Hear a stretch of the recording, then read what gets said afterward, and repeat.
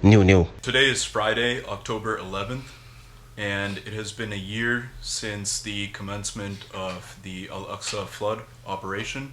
It has also been the year since the beginning of an active genocide against the Palestinians in Gaza, which is now extended to Lebanon. And through this year, we've seen unprecedented coordination between the people of Palestine, Lebanon, Yemen, Iran, Iraq, as well as Syria. And new developments in the region look like we're in for a new era in not only that part of the world, but human history in general. Along the way, we've seen military escalations that I've never seen before, pager explosions and things like that, the killing of leaders of resistance groups. However, the entire time the people have been steadfast and the resistance only gets stronger. Absolutely, I echo with you.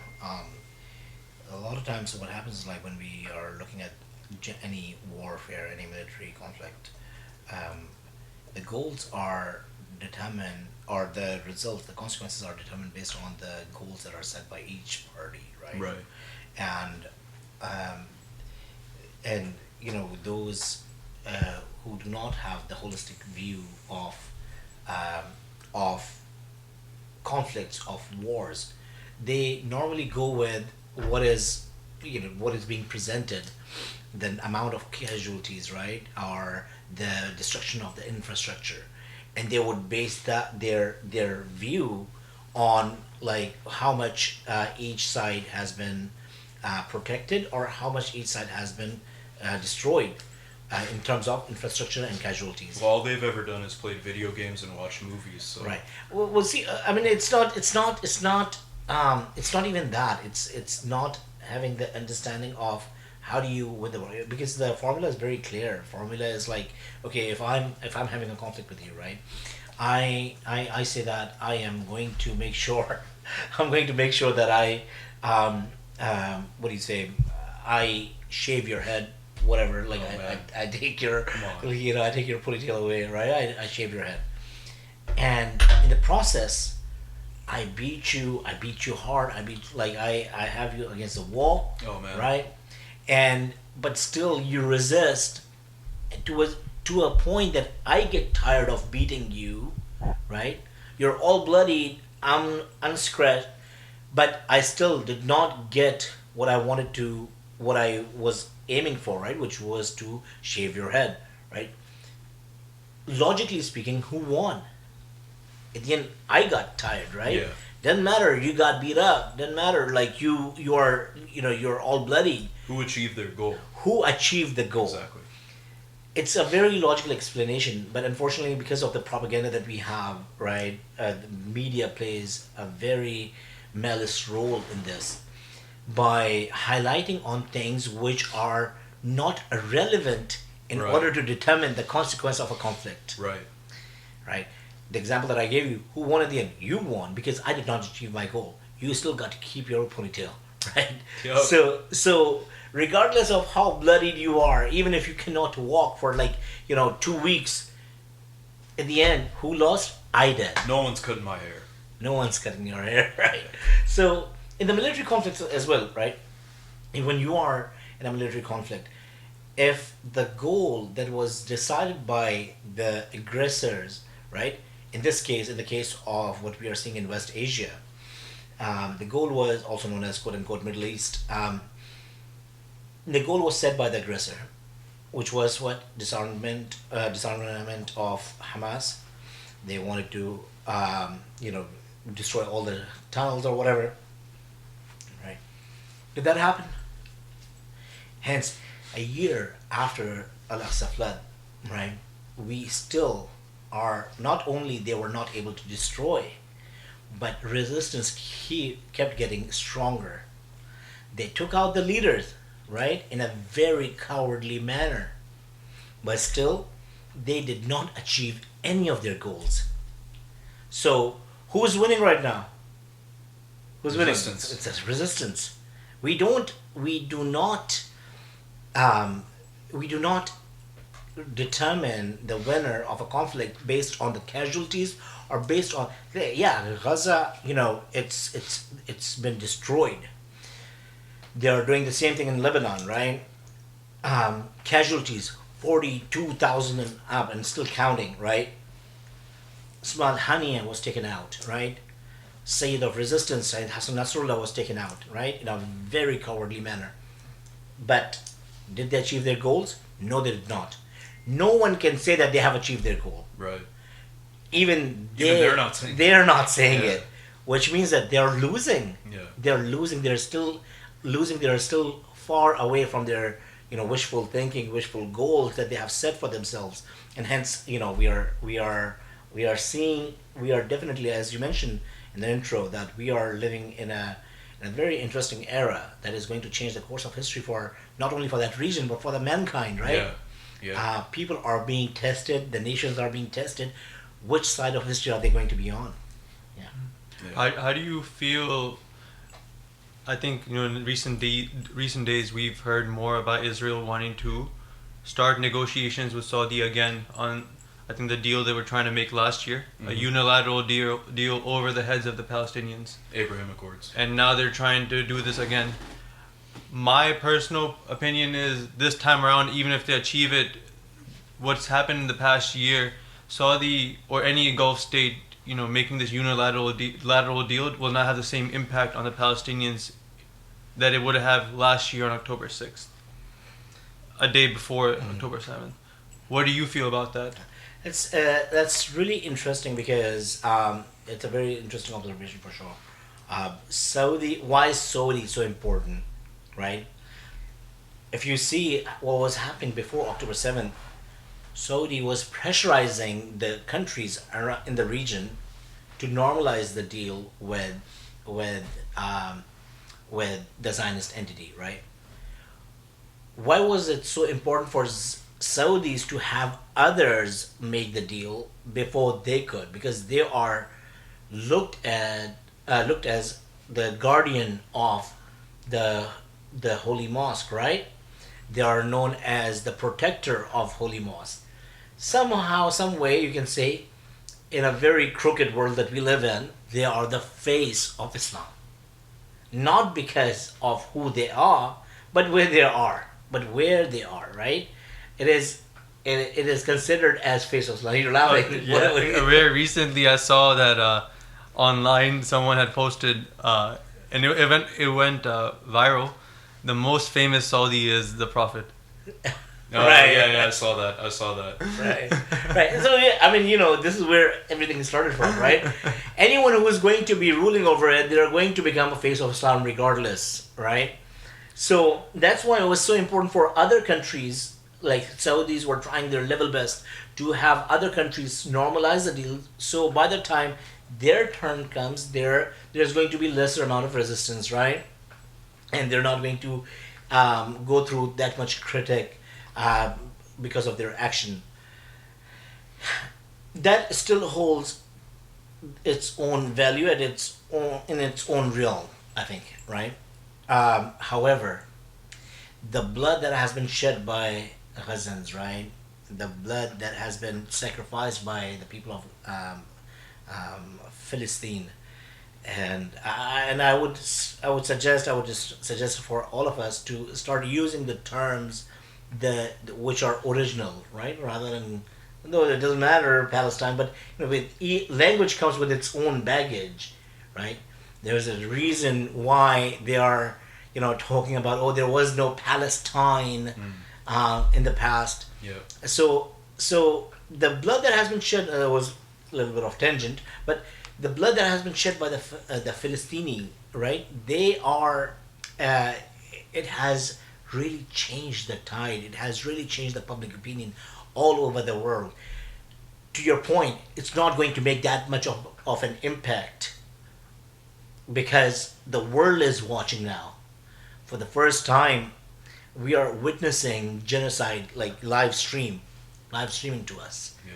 It has never happened in the history of mankind before, right? So and that has woken a lot of people up. It has brought life to resistance. Although it is going to have its impact because they are still considered as face of Islam. And I feel like, the people, the countries they want to push forward to take this deal first, Jordan, Egypt, I'm assuming, these guys will do it without any care, and their populations they've managed a way to kind of silence any... Right, Egypt and Jordan has had their deals. They've already so this was UAE, Sudan, Morocco, right, Bahrain, right. So Egypt, UAE, Sudan, Morocco, and Bahrain. UAE, I think, was the first. UAE was the first one. Yeah, and where do other Gulf states like Kuwait and Qatar? Kuwait and Qatar have not normalized officially. Yeah. Oman, I don't think has either. Oman. Obviously Yemen. Right. Yeah. Right. And honestly, Turkey is, they have been.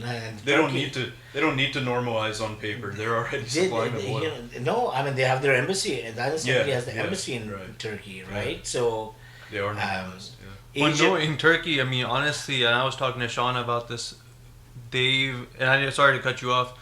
I feel like the clandestine efforts that they've engaged in over the past 15 years now, it makes sense that they're willing to hey, have your embassy here, we'll have our embassy at your place, let's bug this stuff. As in, when this Khashoggi thing happened, it was, that's when it first, when they found out that Turks had the embassy bugged, the Saudi embassy bugged, that is pretty, that was the first inkling. And then you really see the moves that Erdogan has made, the fake coup, everything in the past 15 years.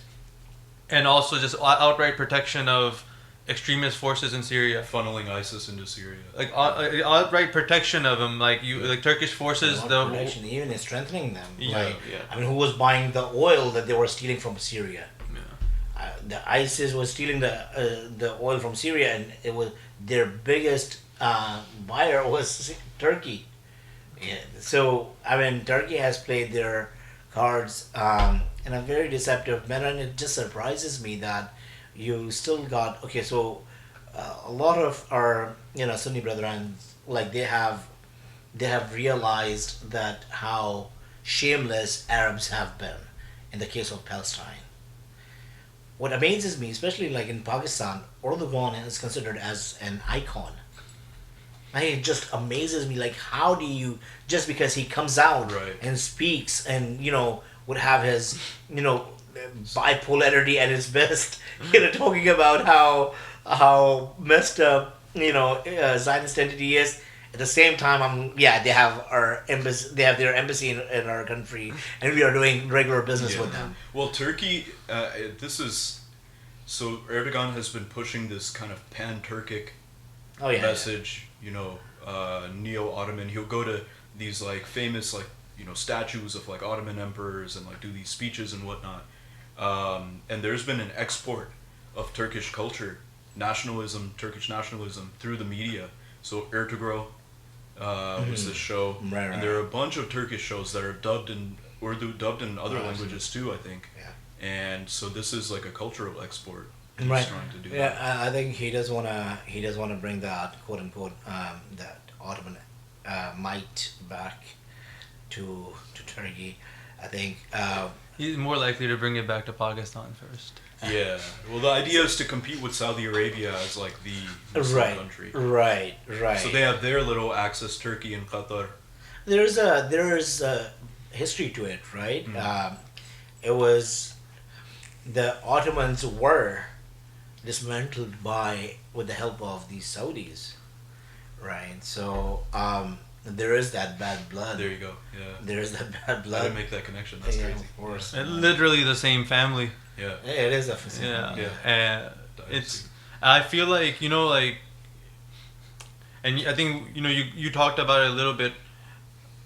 The reaction to the assassination of Hassan Nasrallah in the U.S. amongst not only Sunnis, but for the sake of this conversation, we will dive into the Shia reaction as well.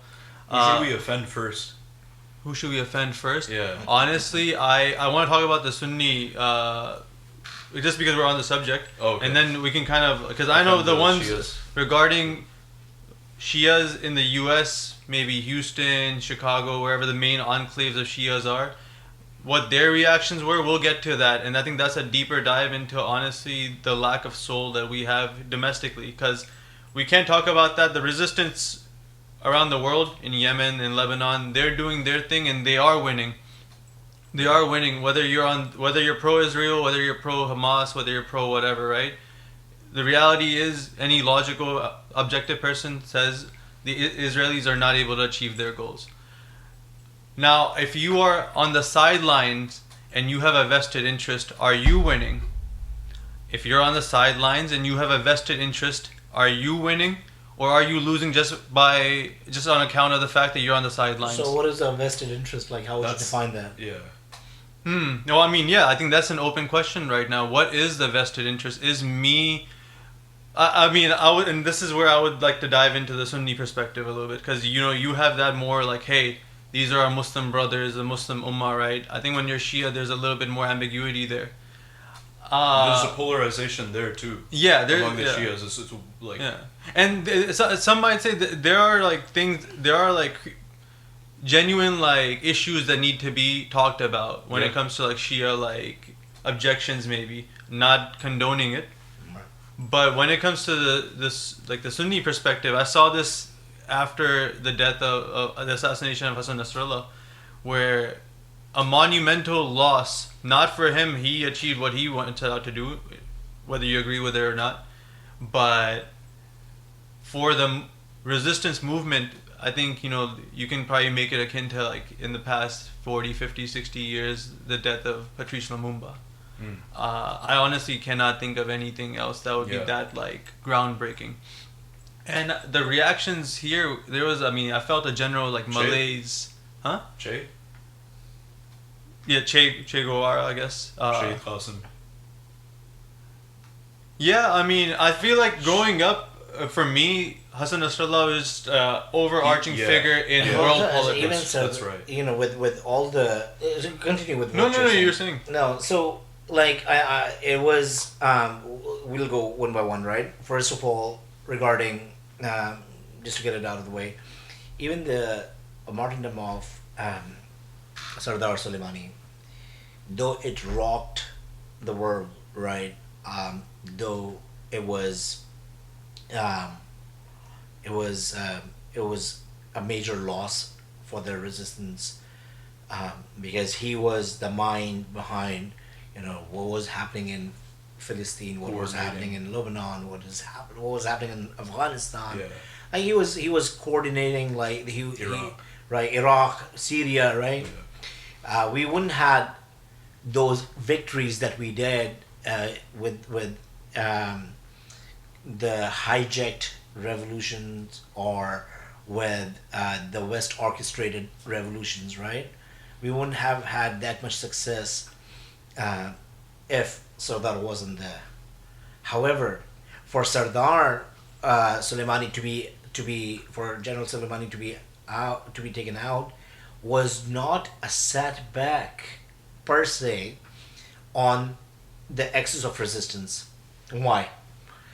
Because so he was a general of a properly trained, well equipped, supported by their government, supported by their system. He was a key figure of that army, of that institution, right? Right. And it's such a fine institution that they have foiled many of the just the amount of plots that have been foiled by Iran. It speaks for itself. So it's a proper, well-structured institution. You take out General Soleimani, who do you have next? General Ghani, who's for all the good reasons, West, if they are regretting that they took out Soleimani and they brought Ghani, I wouldn't be surprised. Yes, Ghani is a whole different movie. Well, I think so, because they yesterday I think the whole story about him. Oh, was yeah. There were like 4 different like Right, narratives. They right. couldn't figure out which one. Right. And it was, one of them was that he turned out to be like the Right, agent the right, entire right. time. The other one was that he died. The other one was like something they couldn't figure And it by out. the way, he's getting the highest medal of honor Yeah. by a leader. So they were trying to do it right before then. Right. Yeah. Right. Yeah. So the point is like, so that's why his loss did not, and he was not the leader to say, like, right? He was a general. He was not the leader. Okay, got it. Right? Okay, that makes sense. The loss of Sayyid is a loss of a leader who had Right. been leading, a group of staunched, fighters who were fighting for the truth, who were fighting for the justice, who were not only fighting for Lebanese land, but also for the sake of Philistine, Yeah. right? Consistently. Right? Consistently. For him to, so his loss is definitely, like you mentioned, it's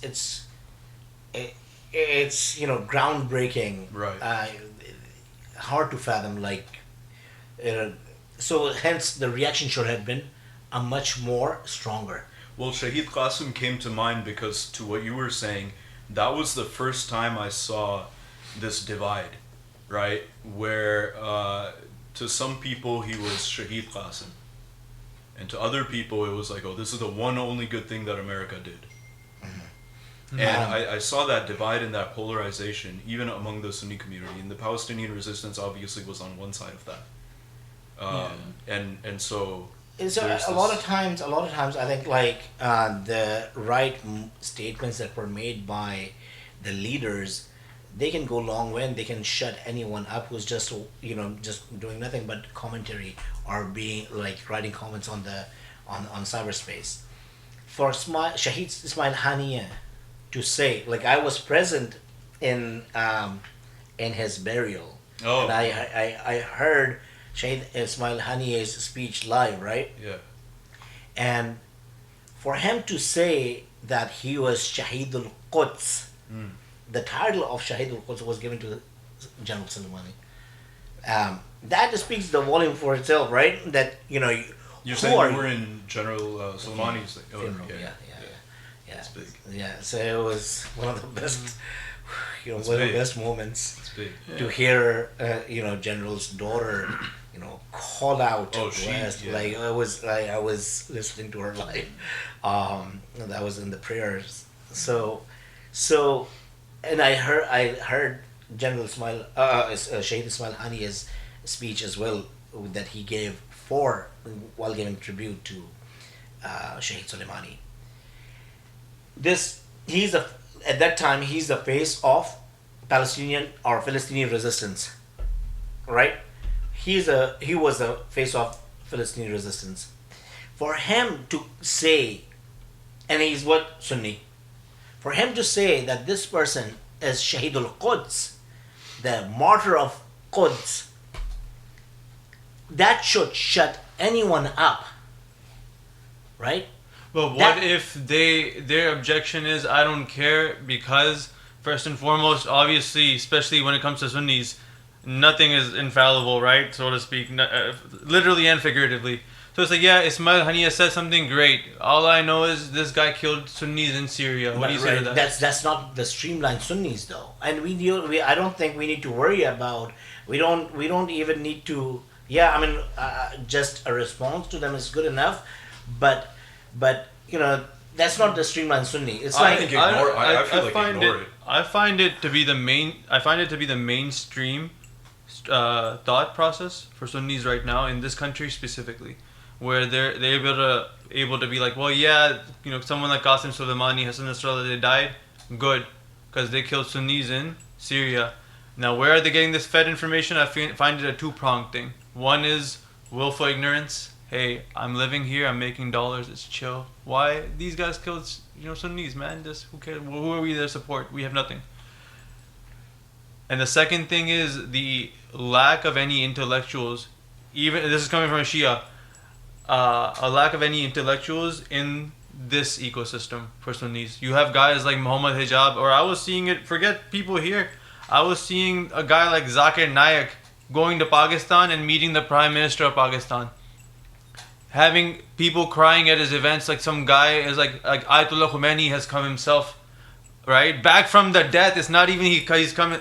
People are like, just crazy, overwhelmed over the fact that this guy has come, and you're like, well, this is just a run of the mill, like regurgitator of information. Like, what is it? What's so special about this guy? Guys like Yasir Qadi, like Mohammad Hijab, these are the ones framing these people's minds online right now on YouTube, right. Speakers Corner stuff, and it's all about what? Debating Shias or debating Christians or something like that, So about stupid stuff. Yeah, over COVID, this whole like debate, even in politics, right? You see like all these, what was it called? Breadtube. Breadtube, it became big. And this debate bro culture came about, right? So a lot of people, I noticed there was this polarization, like, polarized even more over COVID. And you see that like throughout society.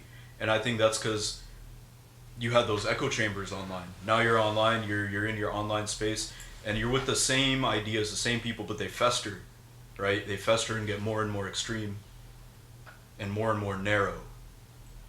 So there's that. So there could be one of the motivations could be because of just adding to the clicks, right, and becoming that online celebrity, especially after the COVID era or during the COVID era. And the reason they become narrower is because they are just selling, they're giving what's going to sell. Yeah. And controversy thrives. Controversy will get you there. Right. That could be one of the motivations. Sure. And second motivation could be their true lack of understanding and ignorance about the situation, about the facts on the ground, right? Ideology. Look, like Even that's what I'm saying. Ideology. Because I would posit, I've seen more anti-Hezbollah sentiment in Sunnis that I know, educated Sunnis that I know, who are in this zip code, this state, than for ISIS. Right. So here's the thing. Okay. Here's okay. right. As in, they won't even bring it up. They don't even want to talk about that subject. Yeah. But when so you would have what I'm trying to get to, where I'm trying to get to is these people who are feeding this information, feeding this hatred that, okay, well, you've got Hezbollah killed a lot of Sunnis or whatever in Syria. The guys like Mohammad Hijab, right? I don't even want to bring him up. I think like he is okay in debate. He's okay in debate. When you look at the content that he's giving in the political spectrum, right? It's way off. It's like you're talking. So his argument was one of the posts that he posted, one of the tweets that he posted after Sayyid's martyrdom. I will never forget what Hezbollah did in Syria. Somebody asked, so you're cheering for Israel? Like, I support Hezbollah against Israel, but I support the Syrians against Hezbollah. Okay. And based on this logic, don't forget about the facts. You support Hezbollah against Israel, but you support Syrians who you support Syrians against Hezbollah in Syria, and those same Syrians were supported by Zionists themselves. So who do you support now? So now, speaking of the Zionists, what are we talking about? Because people will be like, "Oh, you're just saying that." I mean, It's public record that Al-Qaeda soldiers were treated in Israeli hospitals in the Golan Heights. It's public record. Israel themselves have admitted to it, and independent sources have also corroborated that, or Absolutely. the other one corroborated whatever. At the end of the day, question is, all these quote unquote, they say that they are hardliner Sunnis, right? Though I don't believe in this term. If you're a hardliner Sunni, you should have zero doubt. You should have zero doubt that if West wants to get rid of anyone, if the West wants to get rid of anyone and spending billions and trillions of dollars, according to Trump, how many? $7 trillion were spent, right, in Syria alone. And you're also wanting that same thing. Israel also wanting the same thing. And then can't you just put two and two together? Yeah. And the answer is repeatedly no. Well, so I think there's an element of identitarianism here as well. The tribalism. Now it becomes a my team versus their team, and people love that. Right, that makes you feel real good. You know, that's fine. At the end of the day, when it comes to Syria's war, what happened in Syria, first of all, a lot of people are confused with who's Bashar al-Assad is to begin with. Yes. A lot of people think that he's a Shia. A lot of people think that Yemeni Houthis are Shias. In fact, they are Sunnis. Yemeni Houthis are Sunnis as well. Zaidi Shia, they're like They are not in between. Zaydiyas are, we call them Zaydiya Shia, but they are not Shia. They are not Zaydiya Shia. Their fiqh matches closest with Shafi'i sect. Yeah. They, like, you look at their fiqh, it's a Sunni fiqh. They're not Shias. Well, they still have like 5 imams, and then they believe in other imams. They believe in the resistance. Yeah, I mean, they believe. So that's not fiqh. That's their beliefs. Their aqidah. Yeah. Their beliefs, right? Although Ansarullah now is like a whole mix of different, like everyone has joined Ansarullah. Yeah, but I'm telling you with experience, they get offended if you. I should not say it. Never mind. Okay. They're not Shias. Like that. Okay. They're not Shias. They are, and they get offended if you call them Shia because they're not Shia. There's another movement in Yemen that is of 12ers. It's called Ansar al-Hujjah. A lot of people don't know about this. Yeah. You probably won't find them online either. But Ansar al-Hujjah is for 12ers. Ansarullah is for Zaydiyah. What's their relationship like? Yeah, it's very good. Okay. Very good. They're very good. Like, we're closely together. But they say that, okay, we are the 12ers. It's not good that you mix us with Ansarullah. Like, let's keep the identity. Interesting. Okay. Yeah, we work together. They're our brothers. In regards to Syria, right? It was very confusing, I will say.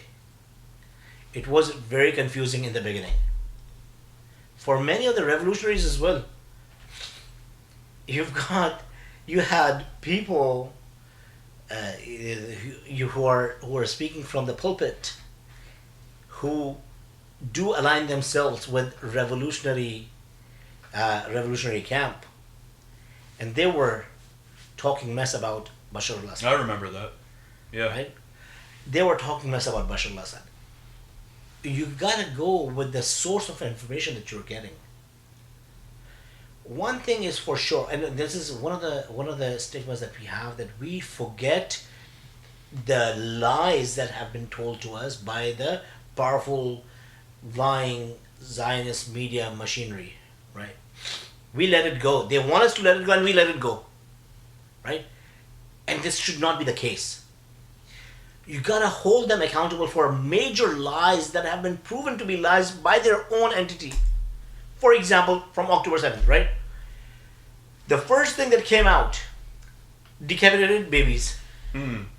Yeah. 40 decapitated babies. Where are they?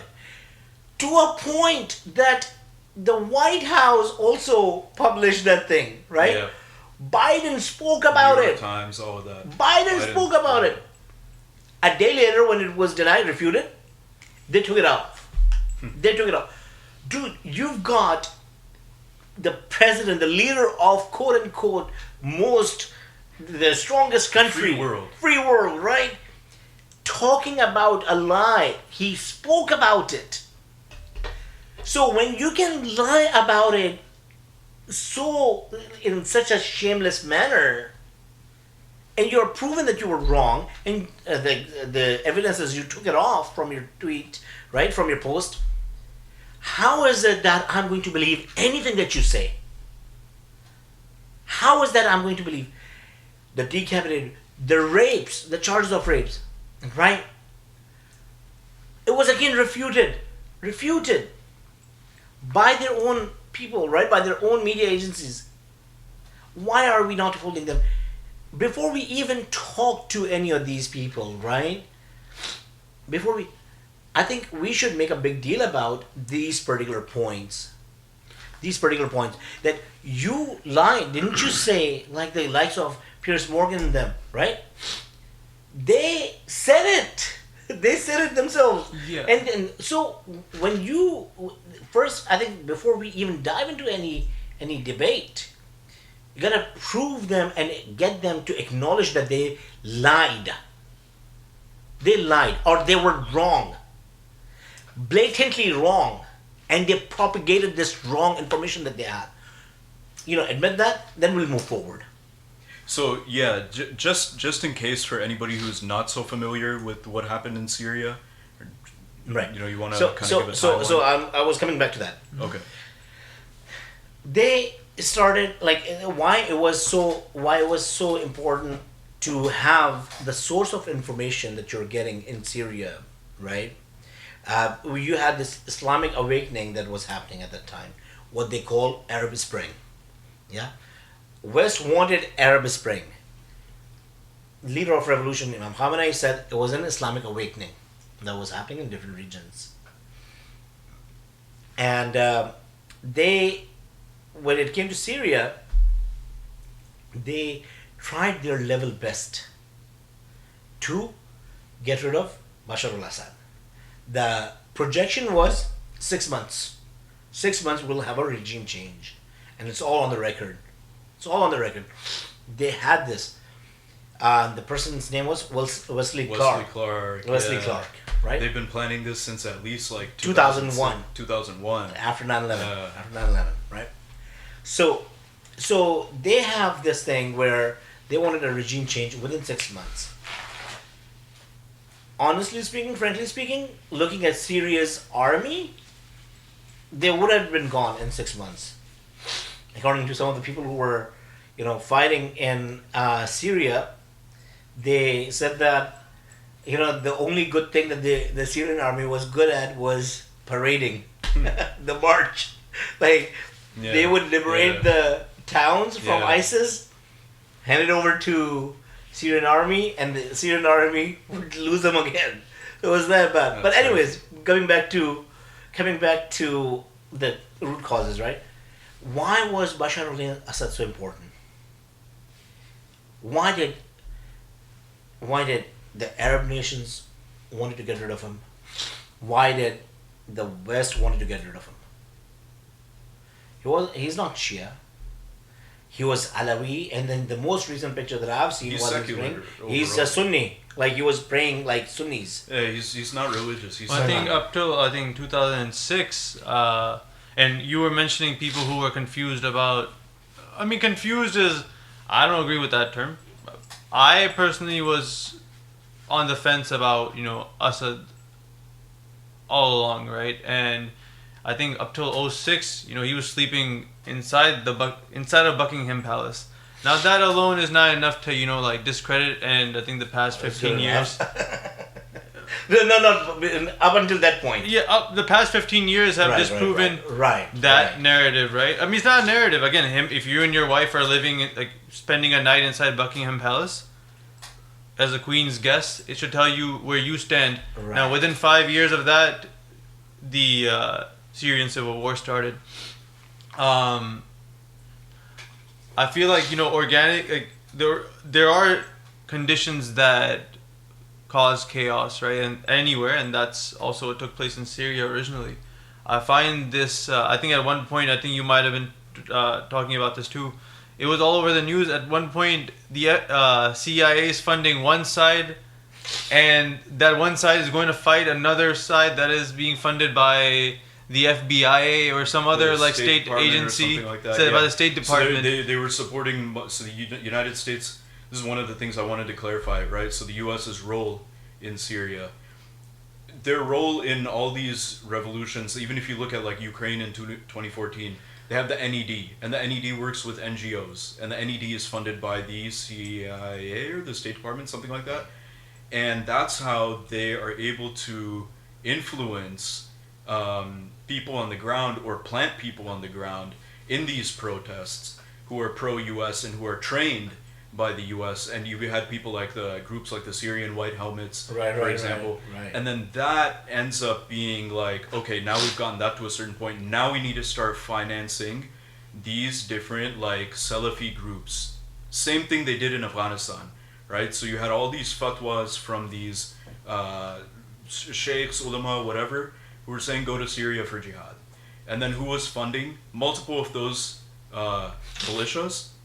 United States, through the CIA, through the State Department. And so two of those groups ended up getting into some territorial dispute or something like that, and one was funded by one arm of the US and the other was funded by the other arm of the US. Right. So US realized at some point that we've kind of lost this, right? That ISIS comes in, but these forces of chaos, right, destructive forces, like you said, so the US starts supporting the Kurds then, right?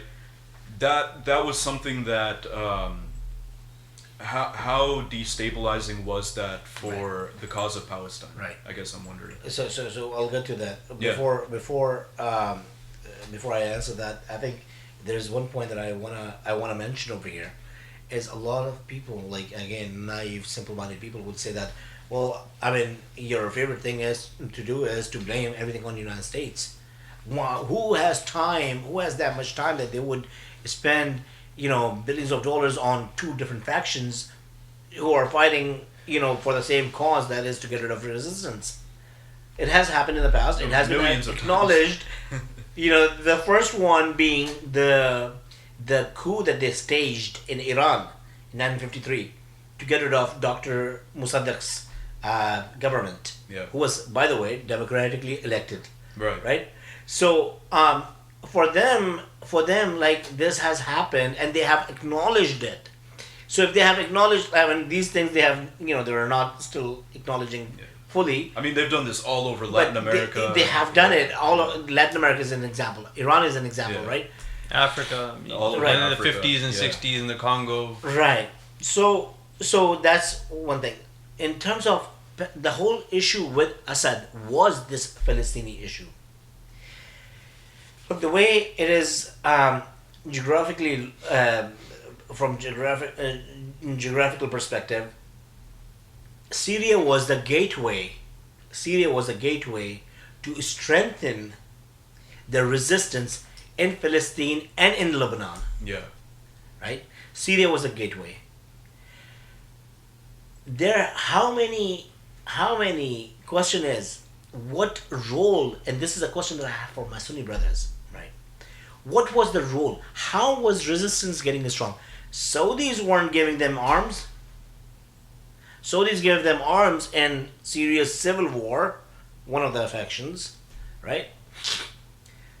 Qataris, UAEs, like, they weren't giving them arms. How were they able to build these tunnels? How were they able to, strengthen themselves so much that they have brought the Zionist entity to its knees, right?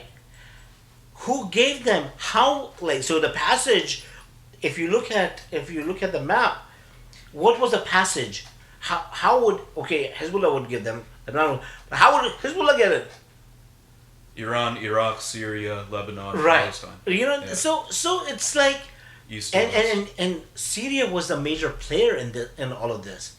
You get rid of Assad, you are basically cut the supply line. You are cutting the supply line for resistance. Yeah.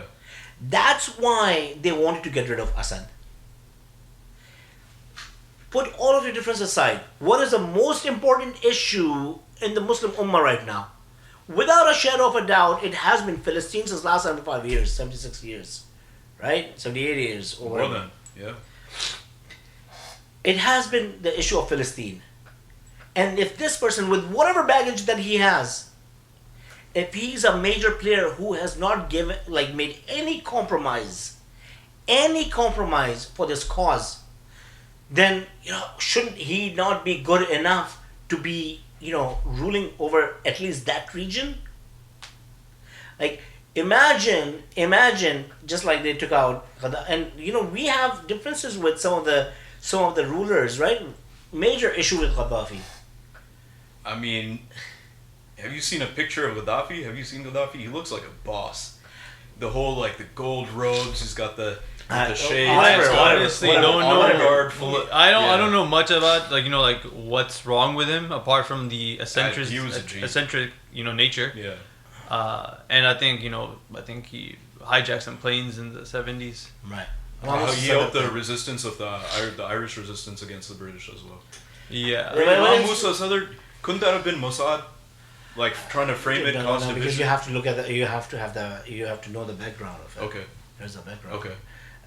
Because Gaddafi did give a lot of hard time to Imam Musa Sadr while he was trying to, bring the whole concept of unity, and so the weapons that would come for Lebanon and for Palestine, they would go through Libya, right? I can't remember exactly what was the main source, but Libya was somehow involved. I know Sudan was as well. A lot of things were funneled through Sudan. So I'm talking about Libya right now. I don't know. Libya, right? Yeah. So, and he would jack those shipments. So Imam Musa Sadr was going to Libya to knock some senses into him. But point is, Sure. my Yeah, point okay. was, Okay. my point was, I didn't like Gaddafi, right? Yeah. Because of how he ruled. First of all, it was not in the Islamic manner, right? Secondly, in the beginning, what he did with Imam Musa Sadr and the Lebanese resistance movement, didn't like him. But when they got rid of him in Libya, right? The West got rid of him. Look, what is the condition of Libya right now? Right. Exactly. Anytime they will take out, someone who is anti-West, they are going to bring their puppet, and you can forget about that region after that. If they would have been successful, if America and Zionists would have been successful in getting rid of Bashar al-Assad, you could have very well bid farewell to resistance. Yeah. They would have been suffocated. That's a background of Syrian war. Right. That's a background of Syrian war. Linking that to the Abraham Accords, I saw something a while back about how the U.S. wanted to make an alternate trade route to Belt and Road, which goes through Syria, and that would go from India across the ocean to UAE to Saudi to Jordan through the port of Haifa to the Mediterranean. Wow. And so not only did they want to cut that, but they wanted to replace it with their own conduit. Wow. It makes it makes perfect sense. It makes perfect sense. Why? And they're normalizing. Right.